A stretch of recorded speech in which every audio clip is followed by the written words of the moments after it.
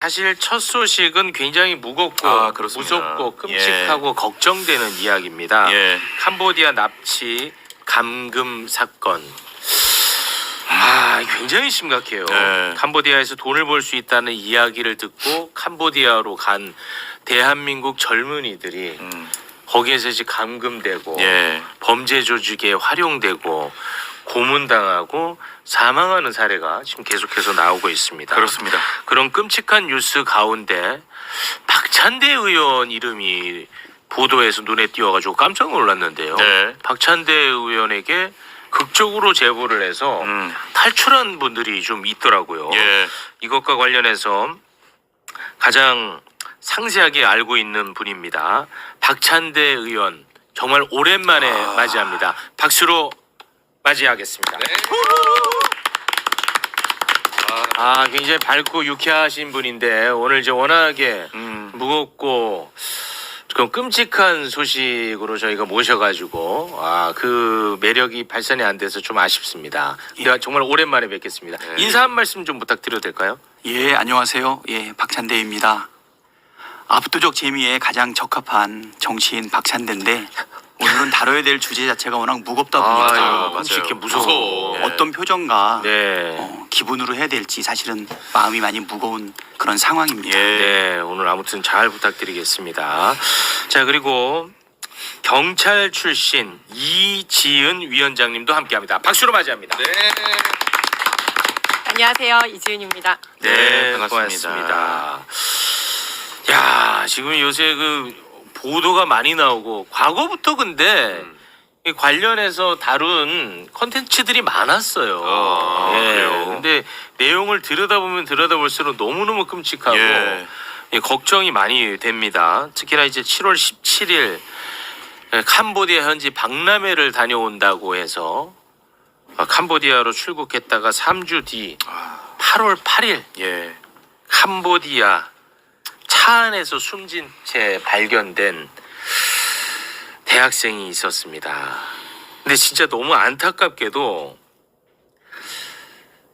바로 다음 날, 진짜 이 너무 안타까워. 바로 다음 날 박찬대 의원실, 그리고 외교부, 정보기관 등등이 협조를 해가지고 14명의 대한민국 국민을 구출을 했거든요. 단 하루 차로. 그래서 이게 너무 안타까워요. 근데 그 의원님, 일단은 그 어떻게 해서 의원님에게 제보가 들어가고 어떤 방식으로 이 구출이 된 건지 그 부분은 좀 궁금하더라고요. 네, 혹시라도 안 좋은 영향을 미칠까 싶어서 조금씩은 정보를 제안해서 말씀을 드렸는데 그게 좋습니다. 오늘은 그래도 잘 조절해가지고 말씀을 드리겠습니다. 8월 6일 날 오후에 사실은 납치된 피해자의 아버지하고 통화를 했습니다. 오전부터 저한테 몇 통화 전화가 왔는데 8월 2일 날 전당대회가 끝나고 3일 날, 4일 날, 5일 날 회복하고 있는 중이었기 때문에 사실 문자나 전화를 받지 못하고 있는 상황이었거든요. 근데 계속 동일한 전화가 여러 번 왔길래 오전부터 왔던 전화를 오후에 이제 제가 살펴보니까 전화 통화가 안 되니까 문자를 남겼더라고요. 이 문자의 내용을 보니까 텔레그램의 화면 캡처 내용이에요. 텔레그램? 네. 어떤 내용인가요?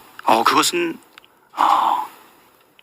납치자가 자기가 납치되어 있다는 사실을 그거를 지인한테 알리는 텔레그램 캡처였던 거죠. 근데 그게 전달을 통해 가지고 납치자의 아버지한테 전달이 됐고 전달됐던 그 내용이 저한테 전화 통화와 함께 문자로 오게 된 거죠. 그래서 제가 바로 모르는 분이 아니었기 때문에 전화를 드렸습니다. 이게 어떻게 된 거냐? 내가 지금 누워 있을 때가 아니다. 이런 생각이 들어서 이야기를 나눠 보니까 딸이 캄보디아에 갔는데 8월 3일 날 귀국하기로 했는데 공항에 나타나지를 않았다.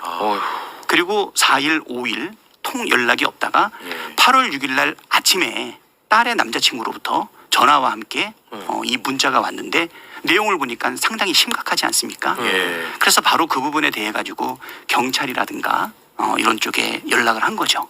그래서 이제 경기도 산하 경찰에게 연락을 하고 네. 그리고 나서 이제 대응을 쭉 보고 있는데 네네. 사실은 경찰 요번에 보면 8월 말 기준으로 납치, 감금, 실종과 관련된 캄보디아 관련 건수가 330건에 해당되고 있지 않습니까? 신고 건수가 급증하고 있더라고요. 예, 이제 네. 이 부분 때문에 더 오픈이 돼가지고 네. 뭐 전국에서 지금 제보가 엄청나게 들어오고 있는 상황인데 네. 그러다 보니까는 기관에서 대응하는 데 있어서 사실은 사실관계 파악해야 되고 그리고 우선순위 정해야 되고 네. 그리고 이 절차가 좀 지연된다 싶은 마음이 드니까 가족의 절박한 마음으로 저한테 연락을 한 거죠. 국회의원한테. 네. 그래서 제가 전화 통화를 해보고 내용을 살펴보고 이야기를 살펴보니까 이거는 신속하게 내용을 확인해 가지고 처리할 필요가 있겠다. 뭐 이런 생각이 들어서 네. 바로 우리 의원실에서 대책 회의를 하고 네. 그다음에 이제 전담 인력을 세우고 난 다음에 바로 외교부 그리고 정보기관 네. 그리고 현지 공간까지 네. 바로 연락을 하게 됐는데 네. 그게 8월 6일 오후 5시 정도였어요. 6시 정도에 바로 대책을 만들어 가지고 절차를 진행하게 되었고요. 그날이 수요일이었는데 그래서 이 절차가 목요일, 금요일 쭉 진행이 됐고 극적으로 8월 9일 날 구출에 이르게 됐던 겁니다. 그게 그러면은 어찌됐든 캄보디아랑 공조가 좀 됐나 보군요. 캄보디아하고 공조에 있어서 거기 이제 나중에 그 텔레그램의 문자 내용 네. 거기 보게 되면 절대 현지 경찰하고는 네. 일을 하면 안 된다라고 하는 그렇게 되어 불신이 많이 있었어요? 담겨 있었습니다. 예. 그러니까 이제 체포되어 있던 그 친구는 자기가 가지고 있는 휴대폰이라든가 각종 통신과 관련된 장비는 못 갖고 있었겠죠. 그렇겠죠. 나중에 이제 얘기를 들어보고 구출되고 난 이후에 얘기를 들어보니까 네. 사실은 고액 알바 IT 기술을 기초로 했던 고액 알바에 대한 사실은 취업 사기에 사실은 걸렸던 부분이죠. 그래서 가자마자 바로 감금당하고 네. 구타당하고 네. 고문당하고 그래서 그 얘기를 들어보니까 상당히 끔찍했던 게 처음에 가게 되면 조직 검사부터 먼저 한다더라고요. 혹시 맞는 장기가 있는지. 야, 이거 너무 그래서 만약에 끔찍하다, 맞는 진짜. 장기가 있다고 하면 별도로 분류가 되고 같이 있던 사람 중에 한 사람은 조직 검사 후에 따로 이송됐기 때문에 아마 사망했을 것이라고 추정을 하더라고요. 그리고 그 이후에 감금, 구타, 기절이 반복되고 있는 상황에서 두 가지 선택을 요구했다 그래요. 뭐예요? 하나는 마약 운반, 하나는 보이스피싱. 아마 보이스피싱에 강제 노역에 아마 투입이 됐던 것 같아요. 그래서 이제 보이스피싱을 하는 과정 속에서 사실은 휴대폰을 지급받았지 않겠습니까? 본인 게 아닌 네네. 보이스피싱에 활용된 휴대폰. 그것을 감시 속에서 기지를 발휘해가지고 용기를 내서 텔레그램을 다운받은 거예요. 그래서 그 텔레그램을 가지고서 자기 지인한테 자기의 사정을 보낸 거죠. 그러면서 아주 기지와 용기가 있었는데 자기 지금 납치되어 있다. 자기의 위치를 파악해달라. 그리고 절대 답변하면 안 된다. 만약에 그쪽에서 답변이 오게 되면 저쪽에서 체크를 하고 있기 때문에 그냥 자기가 보내는 텔레그램을 수신만 하고 그 내용을 기초로 해서 어떻게 해서든지 자기를 찾아달라. 자기 위치를 찾아달라라고 하는 연락이 누구한테 갔냐면 사실은 지인한테 간 거죠. 그래서 그 지인이 그 내용을 가지고 피해자의 아버지한테 연락을 하게 되고 피해자의 아버지는 딸을 구하기 위한 백방의 노력과 함께 우리 의원실에 전화를 한 거죠. 제가 직접 전화를 받았고요. 그래서 이제 그 부분이 이제 시작이 됐던 겁니다. 그렇지만 저도 이 부분이 해결이 될 수 있을까? 의원 한 사람의 힘으로 가능할까? 근데 뭐 이런 말씀드리기 조금 민망하긴 한데 바로 직전까지 원내대표를 하지 않았습니까? 네. 정보위원회도 했었고 그러다 보니까 뭐 외교부라든가 또는 정보위라든가 또 정보기관이라든가 네. 현지 공간이라든가 우리가 늘 상시적으로 사실은 접촉할 수 있었던 채널이 있었고 그 채널을 이용해 가지고 사실은 신속하게 움직였고요. 그 다음 날 사실은 정보기관을 통해서 이런 내용들이 사실은 진행이 됐던 것이죠. 그럼 대한민국 인력을 통해서만 구출을 했던 건가요? 아니요, 그렇지 않습니다. 결국은 조금 조심스럽기는 한데요. 거기 주의사항의 내용 중에 뭐냐면 현지 경찰도 사실은 믿을 수 없다라고 하는 내용이 있어서 절대 한국 경찰을 대동해가지고 여기를 수사해달라라고 하는 요구가 있었지만, 그래서 저희가 한국 경찰을 대동하고 그건 안 될 거 급습하기는 어렵죠. 예. 나중에 우리 이주연 위원장님한테 물어봐야 되겠지만, 캄보디아와 한국 사이에 뭐 사법 형사 공조가 있기는 할 텐데 그게 아마 신속하게 이루어지긴 상당히 어렵고요. 네. 피해자 입장에서는 불신이 굉장히 많았던 것 같아요. 현지 경찰을 이용을 하면 오히려 더 위험할 수 있다. 또 다른 사례를 보게 되니까 A 범죄 단지에서 사실은 구출되는 줄 알았는데 구출된 게 아니라 B 범죄 조직으로 다시 넘어가는 그런 사례도 있었던 것 같아요. 그래서 결국은 우리가 섣불리 접근하기 상당히 어려운 부분은 있었지만, 네. 여러 우리 기관의 공조를 통해서 중앙경찰을 통해서 중앙경찰이 현지 경찰을 컨트롤하는 범위 안에서 급습을 네. 할 수 있었고요. 다만 위치 파악과 관련해서 사실은 정확한 위치 정보가 아니기 때문에 네. 마지막에 위치를 파악하는 과정 속에서 교신이 살짝 벌어졌는데, 그 교신이 벌어지는 그 사이에 적발이 된 거예요. 그래가지고 다시 구타와 고문이 이루어지는 중에 구출이 됐기 때문에 아마 이 그 피해자 만약에 조금만 늦었다 그러면 그 바로 전날 사망했던 사람과 동일한 결과가 있을 수 있었던 아주 절박한 상황이었는데, 참으로 운이 좋았던 것은 뭐냐면 그 피해자가 기지와 용기가 있었던 것이죠. 그 정말 그 무서운 상황에서 목숨을 걸고 자기 위치를 노출시키기 위한 노력을 꾸준히 한 결과 공조를 통해서 구할 수 있었고, 그 사람 때문에 14명의 한국인이 한꺼번에 구출이 됐던 것이죠. 아까 뭐 안타깝게 얘기했지만 그게 8월 9일이었는데요. 8월 8일 날 대학생 한 명이 사망하지 않았습니까? 맞습니다. 네. 거기 같은 장소에 있었던 사람이라고 합니다. 예. 다른 범죄 조직에서 사실 넘어왔던 사람인데 너무나 많은 구타와 고문으로 인해서 거의 큰일 날 것 같은 생각이 들었다라고 했는데, 만약에 아까 그 공조와 구출이 하루가 늦었다면 그 사람도 위험했고, 만약에 하루가 빨랐다면 사망했던 그 친구도 구할 수 있었던 것 아닌가라고 하는 안타까움이 상당히 있는데, 이게 8월의 첫 번째 사례고요. 그때 한국인이 우리 국민이 14명이 구출이 되어서 무사히 귀국을 그런 한 상황이고요. 네. 대신 그때 8월 8일 날 사망했던 대학생은 아직 귀국하지 못하고 있습니다. 그렇습니다. 네.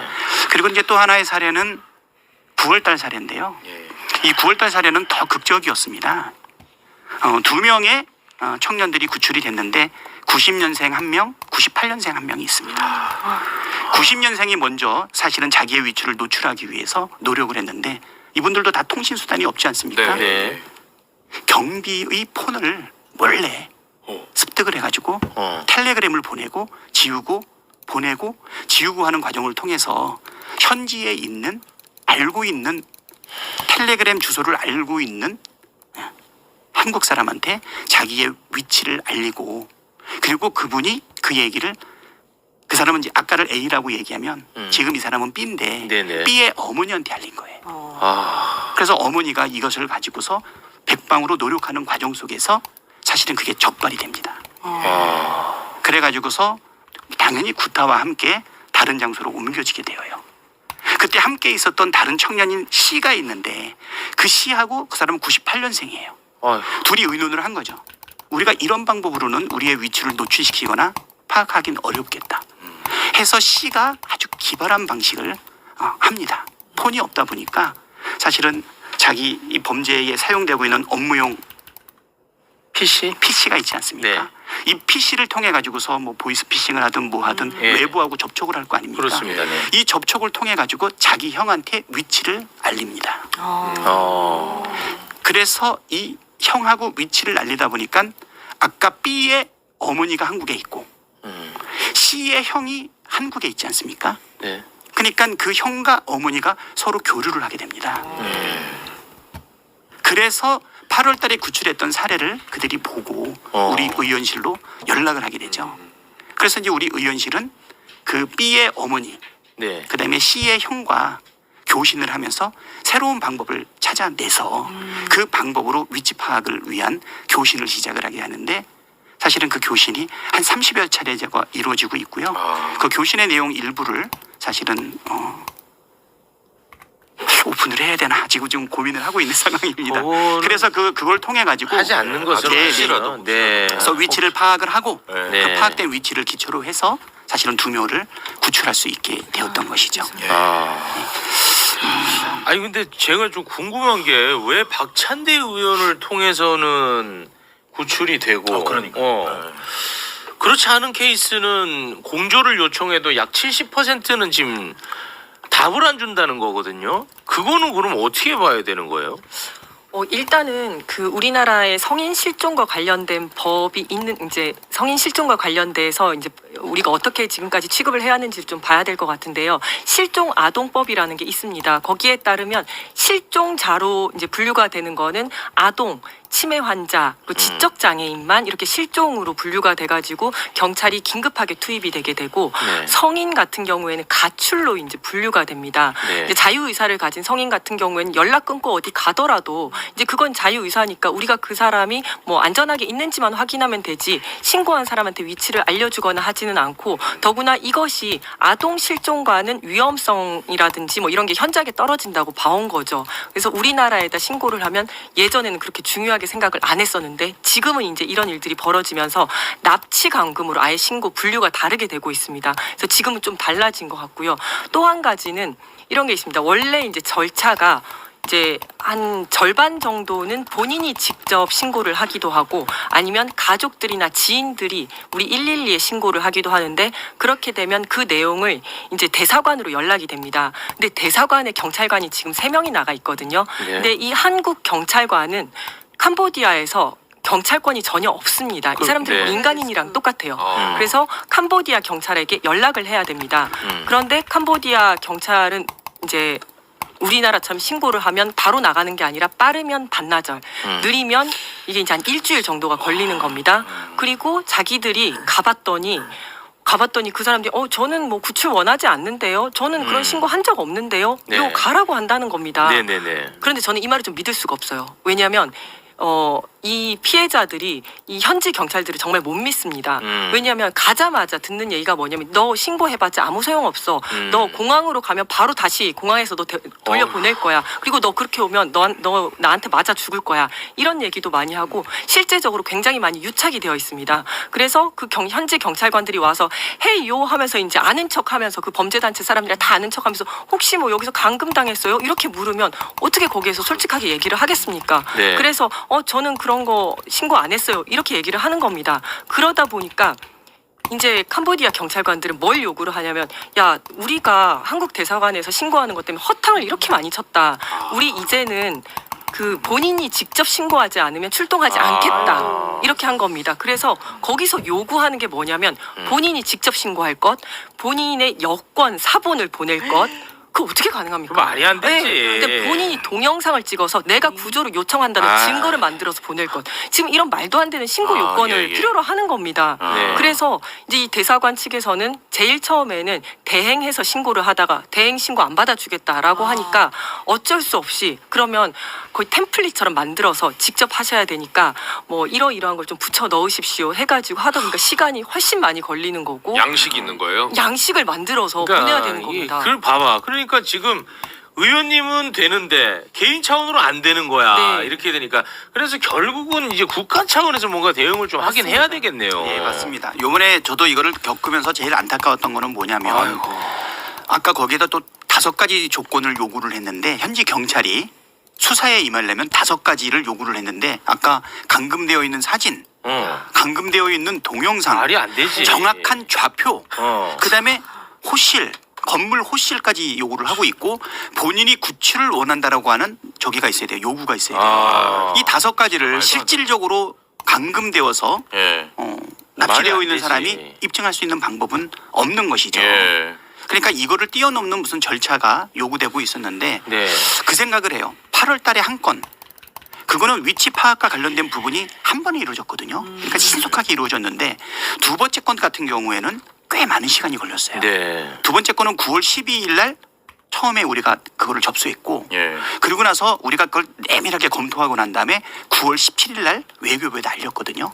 그러니까 정식으로 공문을 요구해서 9월 17일 날 다시 했어요. 그리고 실질적으로 2주 만에 사실은 구출이 됐습니다. 예. 그게 9월 말이고 그다음에 보도된 게 10월 2일이거든요. 그 내용을 살펴보게 되니까 최초에 우리가 접촉하는 것 자체가 굉장히 어렵다. 뭐 이런 생각이 있고요. 두 번째로는 위치 파악을 해서 알려야 현지 경찰이 움직인다고 하는데 네. 그 위치 파악을 우리가 해야 되는 거예요. 그럼 어떻게 합니까? 그러니까 이번에는 천운도 따랐어요. 그다음에 피해자가 기지도 있고 용기도 있고 방법도 찾아낸 거죠. 그러니까 지금 훨씬 더 많은 신고 건수가 있을 텐데 330건 중에서 이런 케이스가 몇 개나 있겠습니까? 그렇죠. 그래서 우리 의원실을 통해서 저를 통해서 구출하는데 조력하고 도움을 줬던 것은 극히 일부다. 네. 이거는 시스템이 아니다. 그래서 이제 이런 부분들이 그동안 쭉 윤석열 정부에서는 전혀 대응이 없지 않았습니까? 네. 최근에 보도를 보더라도 경찰 간 증언을 요구하고 사실은 예산도 필요하지만 아무 관심이 없지 않았습니까? 네. 그러니까 요번에 이제 요 구출 사건 그리고 또 거기에 따른 안타까운 사망 사건을 통해 가지고 사실은 경각심이 엄청나게 벌어지게 된 거고 네. 예. 그리고 대통령께서 특별히 지시를 해서 네. 국가 차원의 TF를 지금 만든 것 아닙니까? 네. 사실 저는 요 며칠 전에 뭘 요구했냐면 국무조정실장이 이거 태스크포스 만들어야 된다. 그래서 일괄해서 이거를 처리할 수 있는 그러니까 뭐 원내대표 출신의 국회의원이 할 수 있는 이런 게 아니고 네. 시스템적으로 상시적으로 할 수 있는 컨트롤 타워를 만들어야 된다는 거를 국무조정실장한테 며칠 전에 요구를 했는데 어저께 이제 국정감사 첫날 우리 국무조정실장한테 이거를 강하게 요청하고 답을 받으려고 했는데 대통령께서 오전에 네. 그냥 국가 차원에서 맞습니다. 국가안보실장이 TF를 주관해서 솔루션을 만들어내라 예. 라고 얘기해서 어저께 첫 번째 회의가 됐다고 생각하거든요. 네. 이거는 큰 의미가 있다고 봅니다. 보통 국가안보실장이라고 하면 전쟁 위기라든가 핵 문제라든가 남북 관계라든가 우리 국가의 전망 자체를 따지는 그 물리적이고 외형적인 거를 많이 이야기를 했는데 예. 이번에 대통령의 인식은 우리 국민의 목숨이 걸려 있는 거, 네. 안전이 걸려 있는 것은 이거야말로 국가 안보와 관련된 부분이라고 하는 인식을 보인 것 아니냐. 네. 국힘당에서는 그동안 뭐 했냐 어쩌고 막 이런 비판이 좀 있기는 했는데요. 어제 국무조정실장하고 얘기하니까 사실은 이 부분에 대한 인식이라든가 노력이 부족한 것은 인정을 하시더라고요. 네. 근데 이게 올해 갑자기 터진 일이 아니라 계속 있죠. 21년 이후에 꾸준히 발생했던 부분인데 그러니까. 그렇다고 캄보디아가 우리하고 교류가 안 됐던 국가도 아니잖아요. ODA 얼마나 퍼줬습니까? 누적 ODA가 한 1조 될 거예요. 아이고. 올해 예산만 4,400억이거든요. 그리고 그거 아시죠? 프놈펜에서 뭐 이거 소년 안고 있었던 사진 아시지 않습니까? 예. 그다음에 통일교 관련 사업도 있고 더 약올라 그래서. 그러니까 윤석열 정부에서 사실은 캄보디아와 벌렸던 온갖 행태들이 그다음에 ODA 예산 집행이 다 어디 가고 그러니까 이렇게 이런- 엄청난 범죄가 일어난지에 대해서는 정말 경각심을 가지고 다시 한번 살펴볼 네. 필요가 있지 않나. 그러니까 윤석열 정부 때 이러한 공조 시스템 자체가 다 무너졌다고 봐야겠군요. 맞습니다. 네. 그리고 실제로 2022년부터 소위 코리안 데스크라고 해서 이렇게 범죄가 많은 외국 동남아의 필리핀이라든지 태국, 베트남에는 코리안 데스크라고 해서 대한민국 경찰이 현지 경찰청에 파견이 돼서 같이 근무를 하고 있는 나라들이 있거든요. 예. 그래서 캄보디아 데스크를 설치하겠다고 했는데도 불구하고 이게 계속 22년부터 지지부진해왔었고요. 사람이 부족하다 보니까 2024년도에는 지금 갑자기 납치 감금이 많아지니까 네. 경찰 주재관을 늘려달라고 요구를 했음에도 불구하고 윤 정권의 행안부에서 이제 안 됐었죠. 그런 식으로 이제 계속 거부가 되었었고 그리고 심지어 우리 외사국 같은 경우에는 경찰청 외사국이 오히려 축소가 됐습니다. 네. 사건이 계속 늘어나고 있는 상태에서 네. 예산과 인력을 늘려도 부족할 판에 이게 계속 이제 줄어들고 있었던 거죠. 그래서 사실은 저는 여기 지금 캄보디아에 이런 범죄 조직이 53개 조직 이게 이제 국제 엠네스티에서 나온 내용인데요. 53개 조직에 지금 15만 명이 이제 다국적으로 이런 피해를 보고 있다. 피해자이자 가해자인 거죠. 보이스피싱 범죄 조직에 들어가 있는 그렇죠. 거기 예. 때문에 여기에 가면 왜 이 사람들이 대한민국 국민들만 대상으로 이렇게 하지? 근데 그게 아니라 그게 아니야. 아닙니다. 예. 여기에 보면 이제 총책은 99.9%가 거의 중국이더라고요. 중국인입니다만은 그 밑에는 대한민국 팀, 중국 팀, 인도네시아 팀, 베트남 팀, 태국 팀이 쫙 있습니다. 해서 무서워. 각자 그 나라 사람들을 상대로 보이스피싱을 다 하고 있는 겁니다. 그리고 그 밑에 있는 사람들은 이런 식으로 취업 사기 같은 식으로 다 이제 납치 감금 해가지고 가장 밑에서부터 해서 이제 점점 올라가는 구조로 이제 하고 있는 거거든요. 저는 그래서 이거는 그 아시아 국가들이 같이 어떤 국제적인 공조를 해서 예. 이제 같이 대응을 해야 된다고 생각하고 이 저는 ODA 이거 끊어야 된다고 생각을 합니다. 우리나라 사람들이 이렇게 납치 감금해서 고문하고 죽이고 하는데 무슨 원조를 줍니까? 실제로 미국 같은 경우에는 미얀마와 그 여기 캄보디아에 있는 19개 범죄 조직에 대해서 금융 동결을 시켰습니다. 이런 식으로 그 대상자들이 미국 내의 자산을 전부 다 동결을 시켜버리고 미국인이 그 범죄 조직으로 흘러 들어가는 자산을 전부 다 동결시켰거든요. 이런 식의 굉장히 강력한 정책이 필요하다라고 봅니다. 네. 근데 그 피의자 68명 송환시키려고 했는데 얘네들이 한국에 안 오겠다는 거거든요. 그럼 이거 어떻게 해야 돼요? 그럼에도 불구하고 나는 강제 송환해야 되지 않을까 싶거든요. 그것도 역시 공조가 캄보디아와 가능하다면. 공조해야 되는 거죠. 그렇죠. 네. 그 얘네들을 송환 절차를 밟아야 되겠죠. 얘네들을 끌어들여야 이 범죄 조직의 실체를 확인할 수가 있거든요. 그러니까 사실 이게 좀 섞여 있는 상황입니다. 납치 감금돼서 네. 불가피하게 강제 노역에 빠져 있는 피해자들이 있을 수 있고 네. 어쩌면 적극적으로 범죄 행위에 맞습니다. 관여하는 사람이 있을 수 있는데 예. 그거를 현지에서 분류해가지고 구별해가지고 송환시키기는 어렵지 않습니까? 저는 이 부분에 대해 가지고 어떤 아이디어가 필요한지 진짜 귀국을 원하지 않는데 네. 강제로 귀국할 것인가? 그러니까 범죄에 관여되어 있지 않는데 강제 귀국시킬 수 있는가? 범죄에 관여돼 가지고 귀국하지 않는다고 하는 것인가?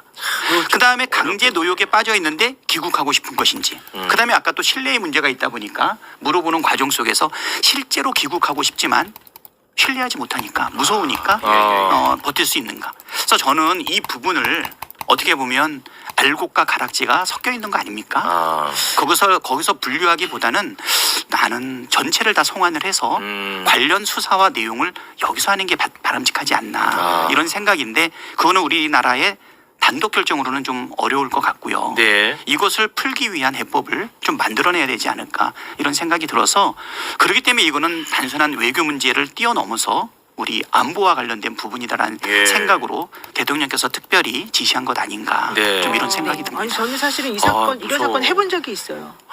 제가 직접 사건을 했었었는데 예. 그 당시 사람이 지금 말씀하신 것과 같이 외국에서 이렇게 기지 같이 빌라 같은 거를 몇 개를 구해놓고 우리나라에 와요. 그 사람들이 우리나라 사람인데 와서 자기 동네 사람들, 고등학교 친구들 이 중에서 이제 취업하고 싶었는데 취업을 못한 친구들이 있을 거잖아요. 네. 그 친구들한테 접근을 합니다.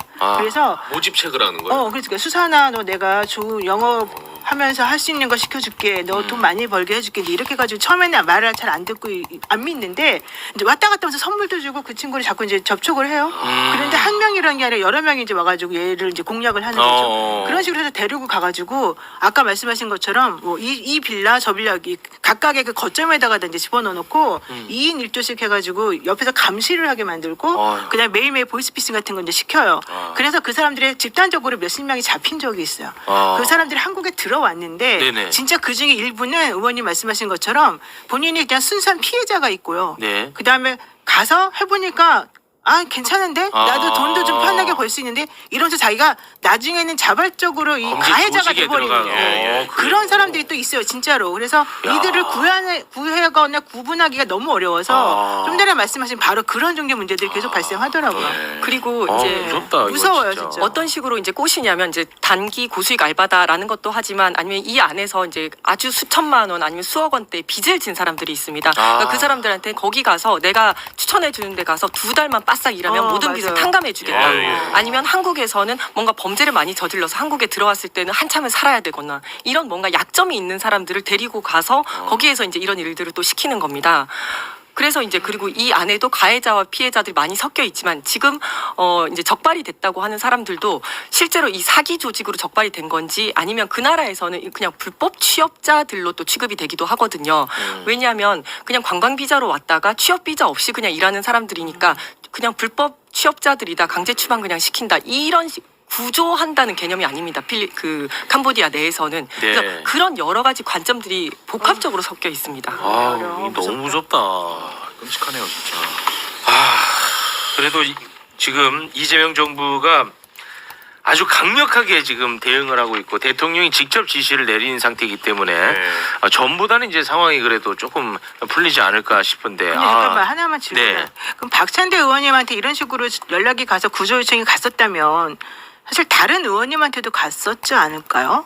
혹시 그런 거는 어떤 식으로 해결되는지 아십니까? 글쎄요, 뭐 실명을 거론하진 않더라도 다른 의원실에도 갔다고 난 갔을 들었는데. 개연성은 있죠. 개연성은 있고요. 네, 그건 뭐 확인 안 되는 거니까요. 네. 예. 저 같은 경우는 사실 딱 두 케이스를 통해서 16명을 구출하는데 사실은 작은 도움이 됐던 건데 지금 이 일이 알려지고 난 다음에 지금 우리 의원실에 전화통이 지금 불이 나고 있어요. 근데 아까 왜 국가 시스템에서는 잘 안 되냐라고 했는데 만약에 8월달 케이스하고 9월달 케이스가 동시에 일어났다 그러면 집중하지 못했을 것 같아요. 그러니까 우리는 딱 선별되어 있는 첫 번째 케이스, 두 번째 케이스에 집중을 했었기 때문에 가능했던 네. 것 같거든요. 그래서 이 문제를 해결하기 위해서는 캄보디아 대사관의 영사 한두 명 가지고는 이루어질 수 있는 건 아니고요. 네. 전 국가적인 사실은 노력이 있어야 되는 것 아닌가. 네. 330건 아니면 그보다 훨씬 많은 건수에 대해 가지고 신고가 제한되어 있는 인원과 신고가 이 예산으로는 정도니까 어렵다. 다시 한번 보여주시겠습니까? 이게 신고 건수거든요. 신고 건수요. 근데 신고하는 것 자체가 얼마나 어려운 일이야. 아, 그렇죠. 또. 그렇잖아요. 네. 그러니까 신고가 이렇게 폭증하고 있으니 숨어 있는 건 훨씬 많겠죠. 그렇죠. 알겠습니다. 막 KBS 등이 막 이렇게 잠입 취재하고 한 거 보니까 규모가 엄청나더라고요. 무섭더라고 진짜. 그러니까 이게 사실은 2010년도에 캄보디아에 중국 자본이 대거 들어오기 시작하거든요. 근데 2020년도에 이제 코로나가 생기면서 이게 뭐 카지노라든지 호텔 리조트가 안 되다 보니까 이때 중국 조직들이 이제 그 범죄 조직들이 들어오기 시작합니다. 들어와서 여기를 다 장악하고 있고. 그래요. 근데 이거를 이제 국가에서 절대 모른다고 할 수가 없어요. 다 버젓이 그냥 범죄 캄보디아가? 사업을 그러면 범죄 사업을 무기에 그냥 하고 끊어야 돼. 맞습니다. 국가가 이거는 뭐 묵인하는 꼴이잖아. 묵인하고 있는 겁니다. 이게 이제 못하는 이유가 그림자 경제의 상당 부분을 차지를 하고 있는데 합법적인 카지노가 전체 그 GDP 한 10% 차지하거든요. 근데 이런 이런 범죄 수익으로부터 나오는 수익들이 전체의 한 40%를 차지를 합니다. 이 안에서 고용이 일어나고 있는 거고 그러니까 이걸 싹 쓸어 버렸을 때 시장이 사라지고 경제가 흔들리고 도시가 없어지고 거의 이 수준인 겁니다. 실제로 너무나 유착이 많이 되어 있기 때문에 이 건물 소유주라든지 땅 주인이 고위직인 경우도 많고 그다음에 여기에서 뭐 경비업체 고용하지 청소업체 고용하지 이러다 보니까 그냥 거의 묵인을 하고 있는 겁니다. 네. 이렇게 상황이 심각한데 지금도 SNS나 구인 사이트에는 해외 취업 정보가 계속해서 올라오고 있어요. 이거 월 빨리 1,000만 원 이거 번다고. 정리해야 돼. 지금 뭐 월 1,000이 아니라 한 주에도 1,000만 원 벌 수 있다. 그리고 지금 한 보도를 보니까 취재진이 직접 연락해가지고 안전 보장 되냐 그랬더니 우리는 캄보디아 아니고 태국이다. 여기는 안전하다. 이렇게 하면서 계속해서 그 구인 글들은 유지가 되고 있더라고요. 또 아까 전에 위원장님 말씀하신 것처럼 지금 보니까 원래 외사경찰 정원이 1,100명인데 네. 윤석열 당시 이걸 축소해서 지금 현재 49명밖에 없다고 지금 보도가 맞습니다. 나왔네요. 그래서 원래는 이제 정부가하고 통폐합을 했어. 맞습니다. 네, 정부하고 통폐합을 했고 그다음에 원래는 외사국장이 이제 치안감이라고 해서 큰 무궁화 2개였었는데 그것도 낮췄습니다. 하나로 낮추면서 조직을 축소를 했습니다. 네. 참 지금 여러 가지로 문제가 아무튼 우리가 지금 치러야 될 대가가 너무 큽니다. 네. 나라 아무튼- 시스템을 막 거의 다 망가뜨려가고 있는 것 아닌가. 의원님 그래도 이거는 진짜 우리 국민의 목숨이 걸린 문제니까 마지막까지 좀 관심을 좀 많이 가져주시기를 부탁을 드리겠습니다. 네, 이거 뭐 한두 명의 의원의 노력으로 해결할 수 있는 부분은 절대 아니고 지금 대통령까지 나섰고 국가수사본부장도 사실은 현지에 가가지고 내용을 살피고 있지 않습니까? 외통위도 현장 국감을 한다고 지금 이야기를 하고 있고요. 그다음에 외교부 장관도 대사를 초치해가지고 이 내용들을 지금 확인하고 있는 상황인데요. 또 대통령뿐 아니라 캄보디아 대사를 초치했나요? 그렇죠. 네. 이게 조연 장관께서 그랬나요? 네. 캄보디아 대사를 초치했죠. 네. 대통령, 장관, 국가수사본부장 지금 다 나서고 있고요. 네. 여기에 이제 국가안보실장까지 나와서 문제를 좀 해결하기 위한 노력을 진행하고 있고요. 이제 이 건 때문에 국민들의 경각심이 굉장히 높았기 때문에 사실은 이 경각심을 기초로 해서 일단 예방적 효과는 좀 일부 발생할 것 같습니다. 또 한편으로 정청래 대표도 어제 아침이었나요? 바로 최고위원회에서 이 부분에 대해서 분명하게 제도화하고 제가 9월 30일 날 냈던 영사조력법이라는 게 있어요. 그것도 반드시 관철시키겠다 이렇게 얘기를 했는데 영사조력법의 내용은 그겁니다. 신고를 기초로 해서 그때부터 사실은 대응을 하는 소극적인 방법이 아니라 네. 신고가 이루어지지 않는다 하더라도 현지에 있는 뭐 영사 등이 모니터링을 해서 위험도가 어떤 것인지 파악을 하고 네. 파악되면 신고가 있지 않는다 하더라도 조치를 취할 수 있게끔 예산도 늘리고 그다음에 인력도 늘릴 수 있는 근거를 좀 만들어냈거든요. 요거를 저기 당 대표가 통과시키겠다고 얘기를 했기 때문에 네. 아마 빠른 시일 내에 네. 더 보완해서 통과시키면 되지 않을까라는 생각이 들어서요. 네. 행정부는 행정부대로, 그렇습니다. 입법부는 입법부대로 우리 정치하는 사람들의 제일 의무는 우리 국민의 생명과 안전을 지키는 것 아닌가. 네. 윤석열 정부 때 우리가 경험했던 과연 나라는 있는가, 무정부 상태 아닌가라고 하는 그런 한탄과 비난이 이번 정부에서는 반드시 개선될 수 있게끔 노력하겠습니다. 알겠습니다. 행정부